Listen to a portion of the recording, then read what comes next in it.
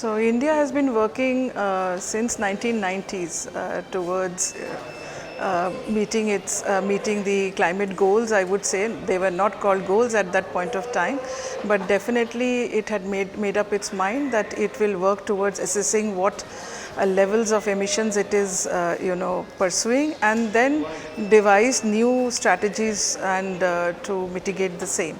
So along this came the National Action Plan on Climate Change. So we all worked towards that. Then they were, at the sub-national levels, we worked on the state action plans. The state action plans basically emulated the 8 missions of the national action plans.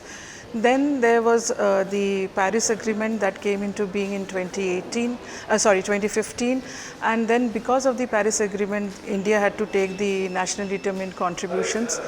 So personally speaking, as an organization, and personally speaking also, I have been working with the ministry quite extensively, and we have been working towards determining the baseline emissions for across sectors, and trying to understand what can be the mitigation opportunities in the various sectors. Specifically speaking, our organization focuses on the transport sector, and within the transport sector we are working on aviation, railways, and also on marine transport.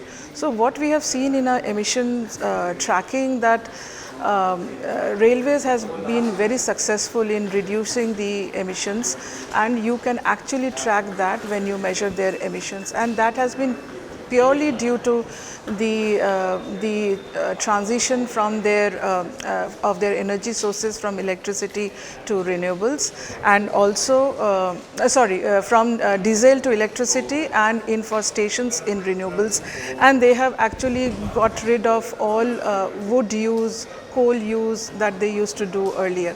That was in the workspaces for manufacturing purposes, and all those were used. So they have got rid of it. So a clear emission reduction can be seen there. The other area that we are actually very extensively working on is the forestry sector. We are working with the ministry in designing the NDC 5 pathways through which the 2.5 to 3 million tons of sequestration will happen. So we have given targets for say 2030, what all needs to be done. Then around 2047, which will be 100 years of our independence, what should we be achieving? And then for the 2017. So a design has been given of how forestry and trees outside forests should be pursued so that we can achieve the goal of 2070, that is maximize sequestration to help net zero targets.